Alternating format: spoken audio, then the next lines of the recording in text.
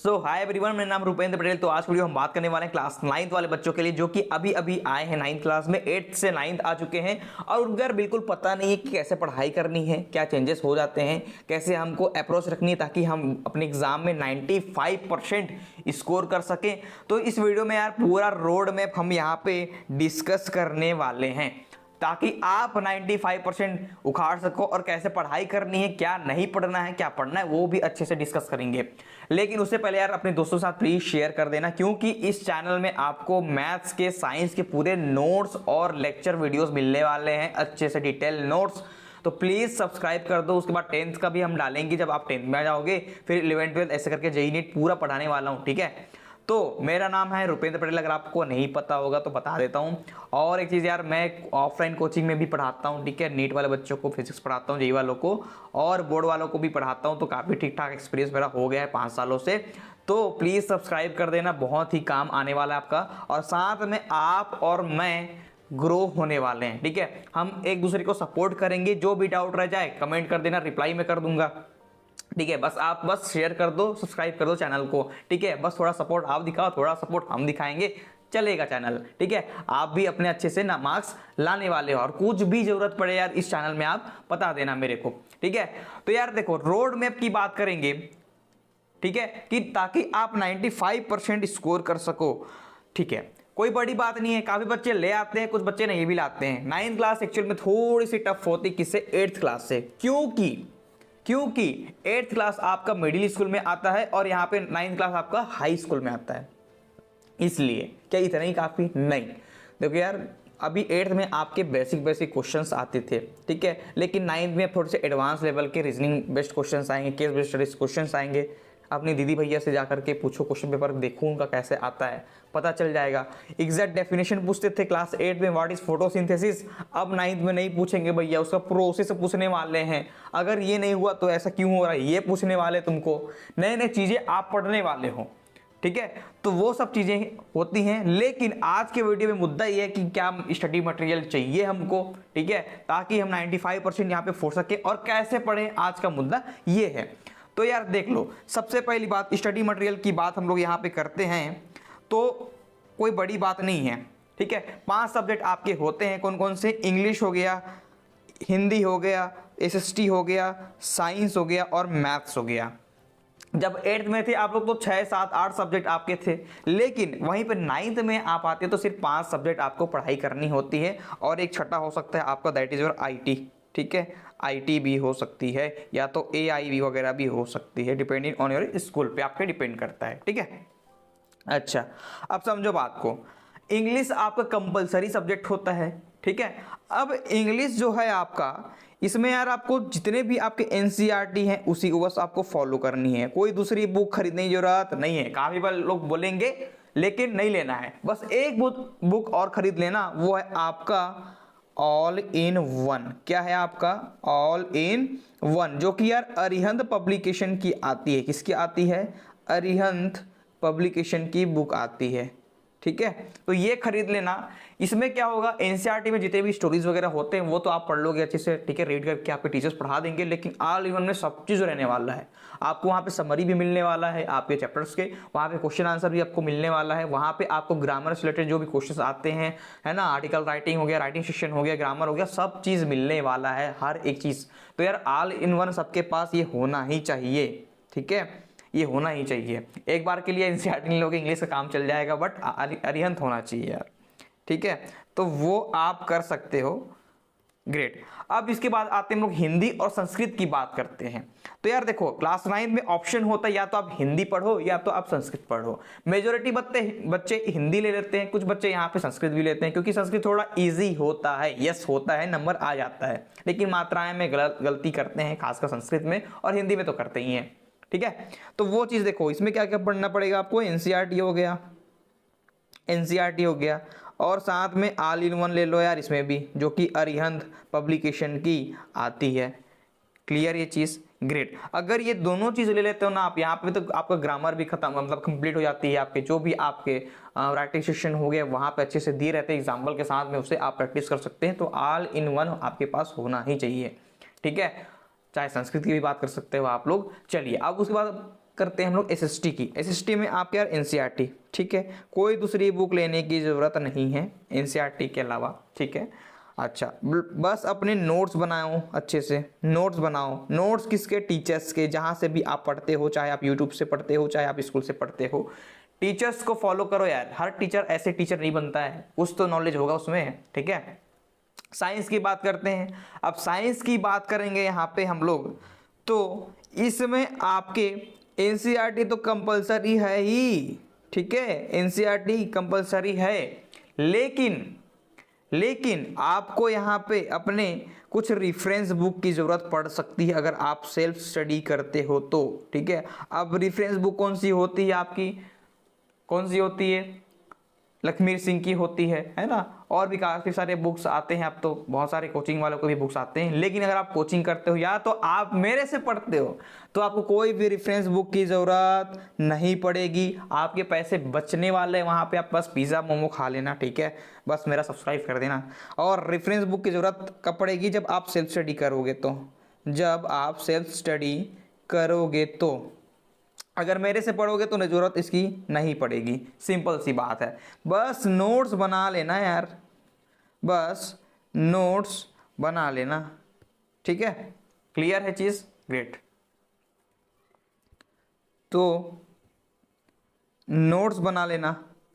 Notes आपको जब भी मैं लेक्चर पढ़ाऊंगा आपको, ठीक है, मतलब कोई भी चैप्टर पढ़ा दिया, लेक्चर हो गया रिकॉर्ड, ठीक है, आप देख लिए, उसके बाद उसके डिस्क्रिप्शन में डाल दूंगा नोट्स में क्लास का। वो नोट्स को खुद से बना लेना, हैंड रिटन नोट्स, तब मजा आएगा तुम लोगों को, ठीक है। तो नोट्स स्वयं से बनाएं, ज़्यादा अच्छा है, और कोई भी दूसरी बुक की जरूरत नहीं पड़ती है। क्वेश्चन प्रैक्टिस करनी पड़ती है, वो मैं करा दूंगा, ठीक है। बाकी आपके जो स्कूल के टीचर कराते हैं वो फॉलो करो आप लोग। अब आते हैं यार मैथ्स की। अब मैथ्स की बुक आती है, ठीक है। अब इसका क्या करना है? देखो यार एनसीईआरटी, ठीक है, एनसीईआरटी आप अच्छे से प्रैक्टिस करो। अब यहाँ पे आप लोग जब 9th में आते तो कुछ कुछ बुक्स सुनते हो, आर.डी. शर्मा, आर.एस. अग्रवाल, ठीक है, मानता हूं मैं। लेकिन उससे पहले एनसीईआरटी पढ़ो, जितना भी आपका बेस है, बेसिक चीजें हैं, उसे आप क्लियर कर लो। एनसीईआरटी पढ़ लिया तो लाइफ जिंगा लाला है भैया। एनसीईआरटी पढ़ो, साथ में आप आर.डी. शर्मा या तो आप आर.एस. अग्रवाल कर लो यार, दोनों में से कोई एक करना, दोनों मत करना, ठीक है, दोनों मत करना, कोई एक करना है। एनसीईआरटी कंपलसरी है, आर.डी. शर्मा या तो आर.एस. अग्रवाल में से कोई एक कर दोगे, इतना बुक्स काफी होती हैं, ठीक है।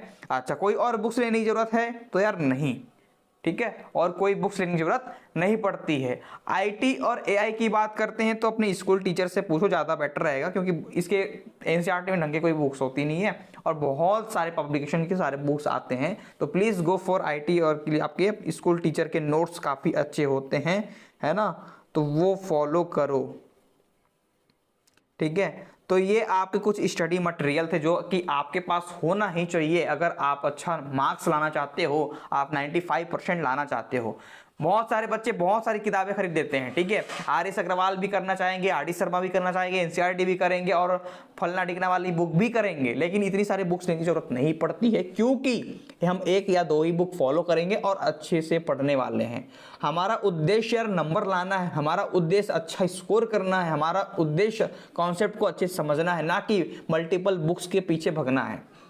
बुक्स के पीछे भगोगे नंबर नहीं आता है भैया। लिमिटेड रिसोर्सेस होने चाहिए, one teacher one notes multiple revision, बार बार रिवीजन करनी पड़ती है, ठीक है। अब यहाँ पे आप लोग एक कॉमन चीज देखे होंगे, एनसीईआरटी।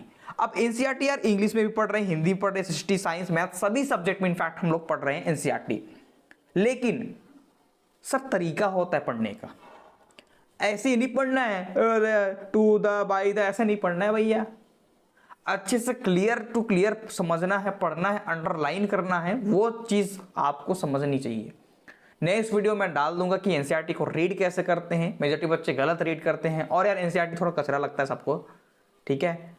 तो एनसीईआरटी को अच्छे से पढ़ना आना चाहिए, एनसीईआरटी कैसे रीड करना है वो मैं बता दूंगा आप लोग को, ठीक है। अच्छा, अब ये तो हो गई आपकी स्टडी मटेरियल के बारे में। अब पढ़ना कैसे है, पढ़ना कैसा है? तो यार देखो, 2-3 प्रकार के बच्चे होते हैं। पहला जो कि सिर्फ स्कूल को फॉलो करते हैं, लेकिन आज के टाइम में स्कूल को कोई ढंग से फॉलो नहीं करता है, वो खुद से पढ़ लेगा, या तो ट्यूशन जाएगा, कोचिंग जाएगा।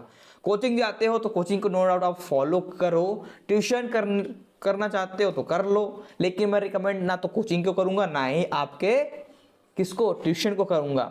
मैं बोलूंगा कि आप बस यहाँ पे घर में बैठ करके अच्छे से मेरे साथ पढ़ो, या तो कोई और टीचर के साथ ऑनलाइन पढ़ सकते हो, बस डिसिप्लिन होनी चाहिए आपके साथ में, ठीक है। क्योंकि यार फालतू पैसा वेस्ट क्यों करना है, आने जाने में टाइम लगेगा, 3-3 4-4 घंटा कोचिंग चलते हैं, स्कूल जाते हैं, भाई जिंदगी यही नहीं है यार, थोड़ा खेलना भी है, बाहर में जाकर के क्रिकेट भी खेलनी है हमको, फुटबॉल भी खेलनी है हमको, ठीक है, दोस्तों के साथ थोड़ा सा इंजॉय करना है, फैमिली के साथ इंजॉय भी करना है, लेकिन मार्क्स भी अच्छे लाने हैं, ऐसे करना है, सिर्फ पढ़ाई के पीछे नहीं भगना है।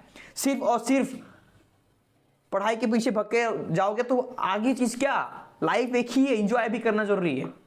सर ये आप बोल रहे हो, यस मैं बोल रहा हूं, टीचर होके इंजॉय करना जरूरी है, लेकिन इतनी भी इंजॉय मत करो कि आपकी जिंदगी झंड हो जाए। पढ़ाई भी करनी है, सबका एक प्रॉपर बैलेंस होना चाहिए।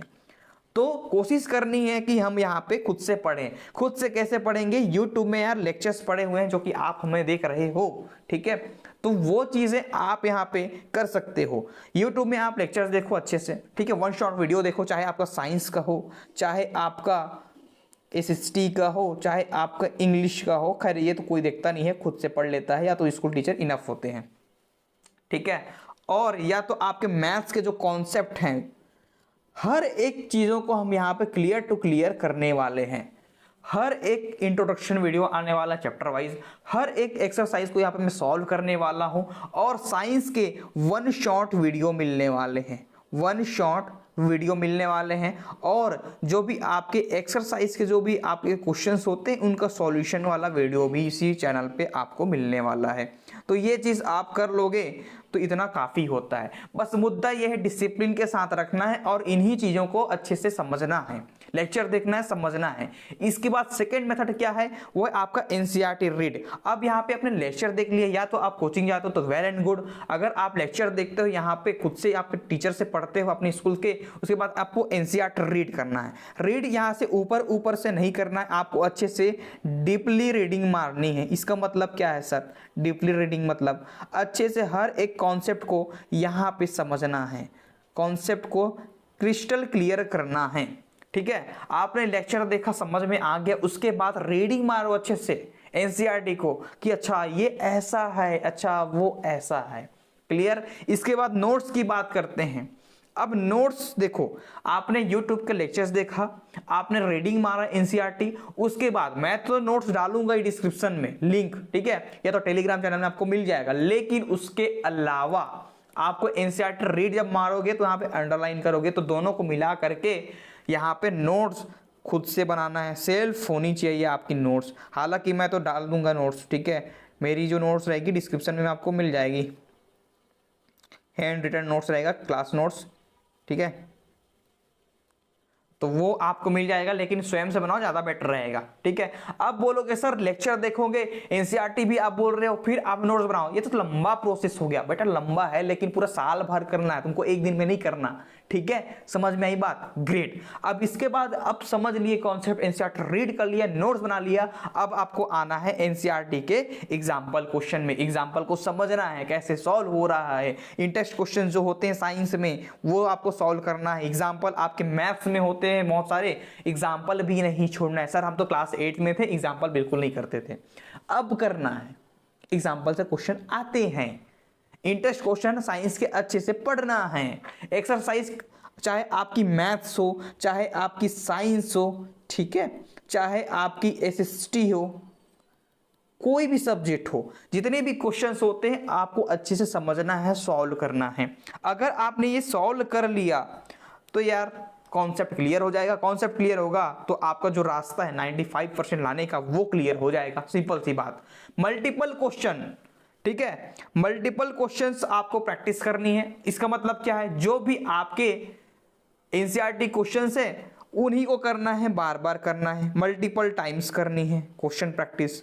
जितनी बार आप उसी क्वेश्चन को बार बार करोगे उतना आपको क्लियर हो जाएगा, ठीक है। हमको दूसरी बुक्स पे जाने की जरूरत नहीं है, बस जो दिया है वो कर लो, खत्म।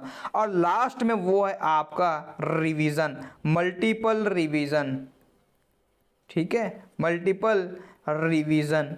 अब बिना रिवीजन के भैया नंबर नहीं आएगा। जितनी बार आप मल्टीपल रिवीजन मारोगे, रिवीजन मारते जाओगे, उतना ज़्यादा अपन नंबर आने वाले हैं। सिंपल सी बात, बिना रिवीजन के यार कुछ भी नहीं होता है।